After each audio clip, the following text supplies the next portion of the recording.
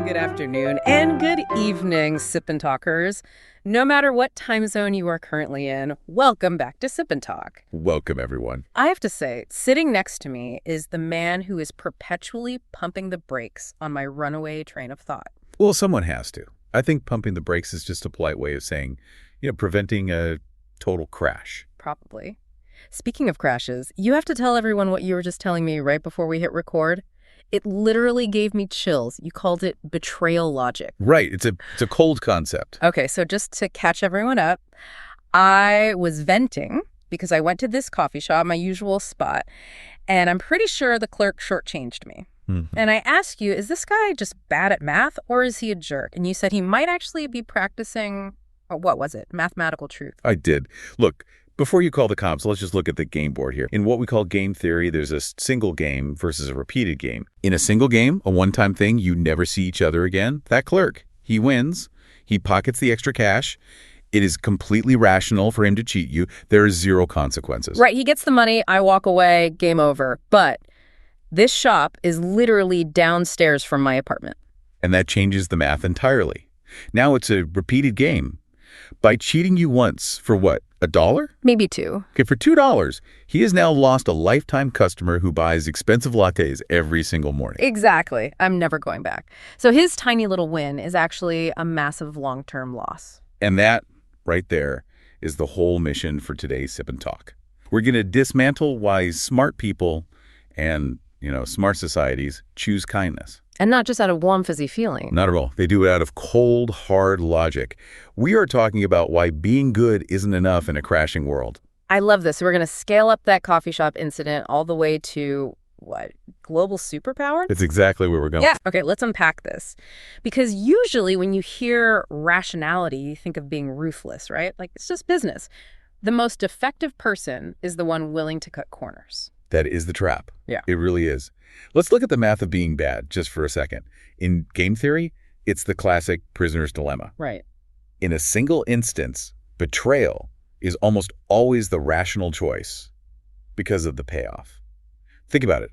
There's the temptation to cheat, let's call it T, and the reward for cooperation, R. And the temptation is always higher. Usually, yeah. If we agree to a trade and I take your money but don't give you the goods, I win big. I get the cash and I keep the product. And I get nothing. Actually, worse than nothing. I get what you call the sucker's payoff. Exactly. You lose and you feel like a fool. So if you think I might betray you, your only rational move is to betray me first.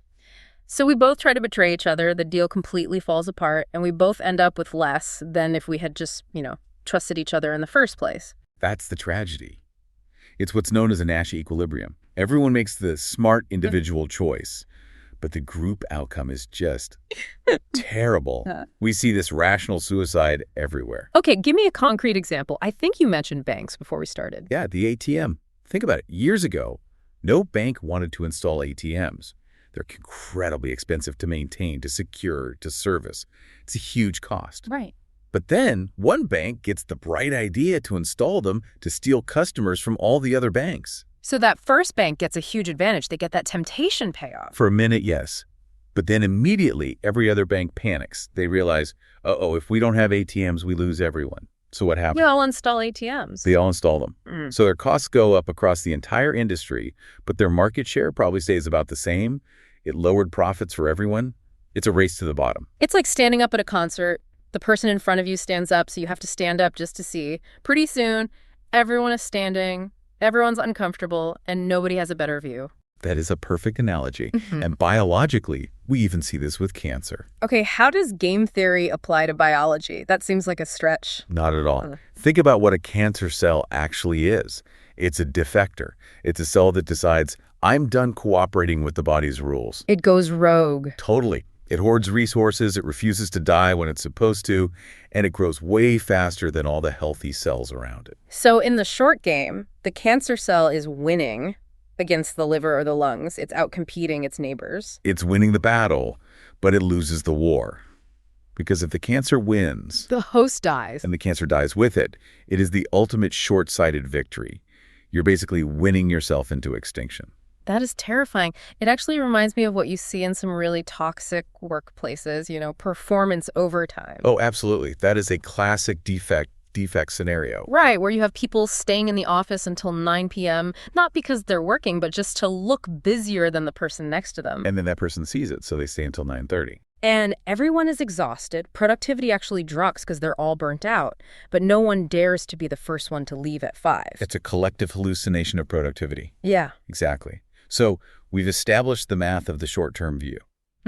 It pushes us to be selfish. It pushes us to that race to the bottom. So how do we stop it? How do we hack the system so we don't all end up destroying ourselves? The game changes completely when you introduce one specific variable, the shadow of the future. The shadow of the future. I like that. It sounds like a sci-fi movie title. It does, doesn't it? But all it means is we're going to interact again. If I know I have to see you tomorrow, the cost of betraying you today just goes through the roof. Like the coffee shop clerk. He totally forgot about the shadow of the future. He did. Now, to navigate this, people have tried to find the perfect strategy. There's one called the Grim Trigger. Grim Trigger. Okay. It sounds tough. The rule is, I will cooperate. But if you betray me once, even a little bit, I will never, ever trust you again. Zero tolerance. Scorched earth. Sounds effective. It is, in a sterile math model. Yeah. But in real life, I mean, it's a disaster. Why?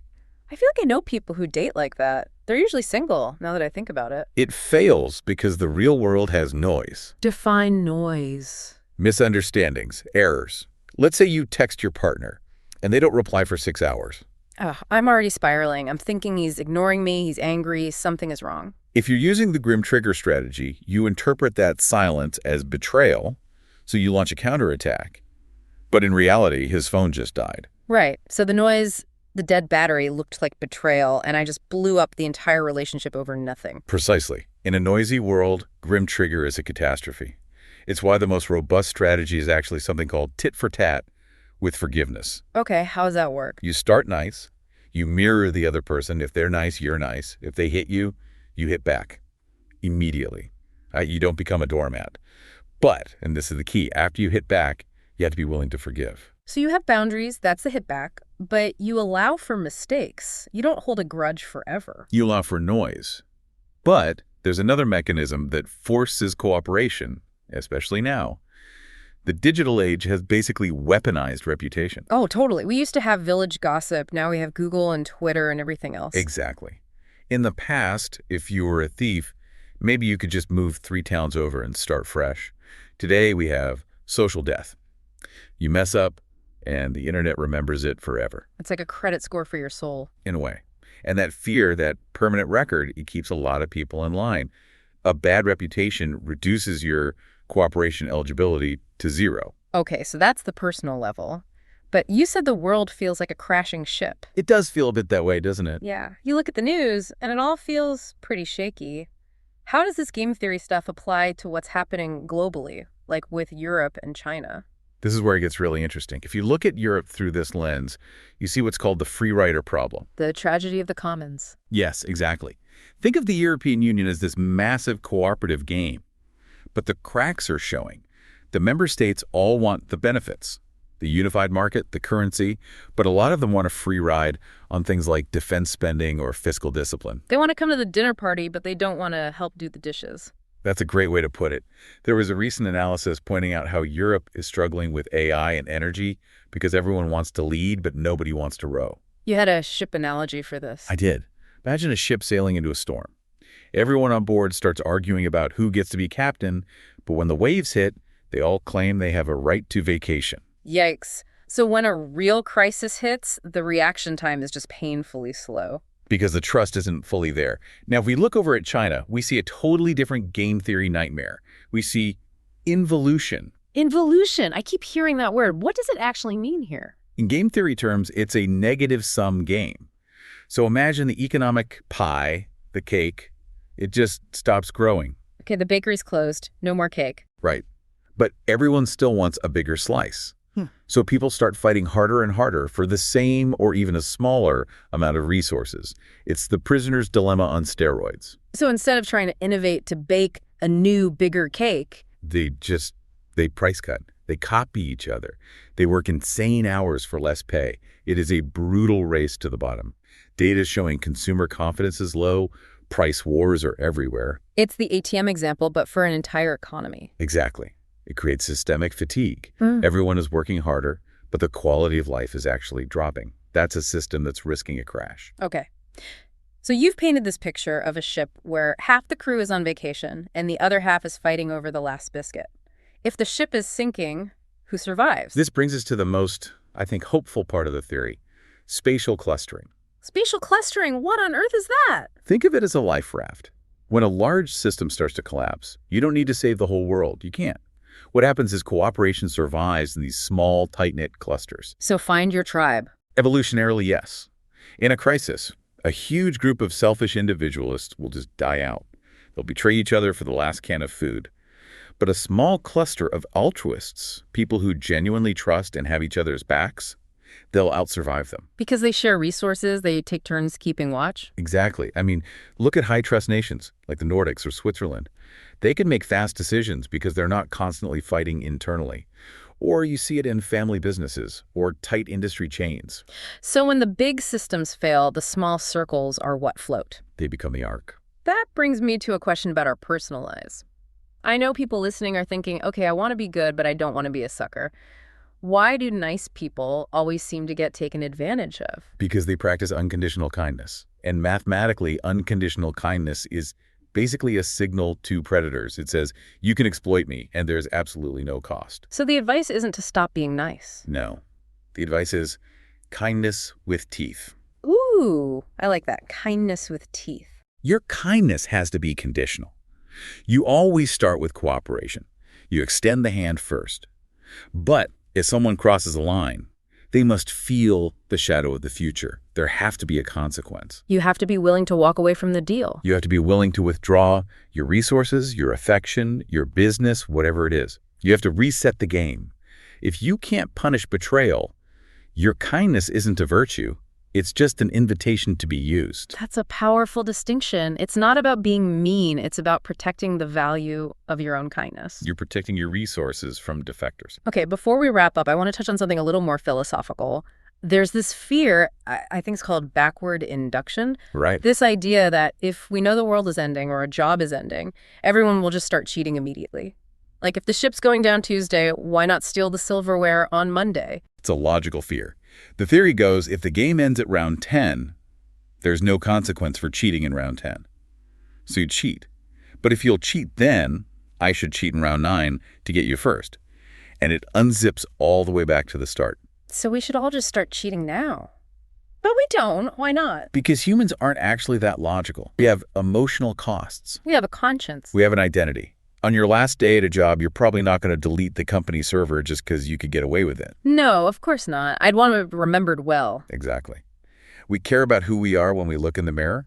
That internal scorecard often overrides the math of immediate gain. So we're not just cold calculation machines. Thankfully, no. And there's a real silver lining to all this talk of crashing and storms. What's that? A crash is often just a reset. Nature uses storms to punish the free riders. When things are easy and money is free, parasites and bad businesses can survive. But when things get hard, they're the first to fall off the boat. Because they have no real allies. Exactly. The storm forces a new, fairer contract among the survivors. It cleans the slate. That is weirdly comforting. So the big takeaway here is, in a shaky world, your best strategy isn't to get yours. It's to protect your reputation and build your small, high-trust circle. Absolutely. Build your life raft before the rain starts. Okay, let's bring it home. We started with a coffee shop clerk, and somehow we ended up at the survival of the human species. It's a standard Tuesday for us. So if I'm summing it up, math says selfishness is instinct. But evolution says cooperation is wisdom. I love that. It's like your gut tells you to grab the last cookie, but your brain says if you share it, you'll get invited back to the party. You know, it all comes down to one question. Yeah. Are you trying to win a single battle, or are you trying to win the whole game of life? The ultimate rationality isn't grabbing that extra dollar today. It's learning to be genuinely good so you have a team when the storm finally hits. That's beautiful. And on a practical note, maybe I should design a game theory model to stop my future partners from cheating. Just remember, kindness with teeth. Kindness with teeth. I am putting that on a t-shirt. Please do. All right, Sip and Talkers, that's all the time we have for today. If you enjoyed this, please hit that subscribe button for Sip and Talk. We appreciate every single one of you repeated gamers. And hey, speaking of fun, we have to give a quick shout out to our old friend Mickey. Oh, absolutely. If you need a break from all this heavy stuff, go check out Mickey's YouTube channel, Mickey to Life. Mickey to Life. He just posted a new traveler vlog, didn't he? Yes, and his memes have been on point lately. It's genuinely hilarious stuff. Go give him some love. And, as always, a quick disclaimer. Everything we discuss today is an objective analysis of facts and theories. We are not endorsing any specific political viewpoint or giving financial advice. We're just here to help you think a little bit better. Thank you so much for listening. Thanks, everyone. We'll see you in the next one.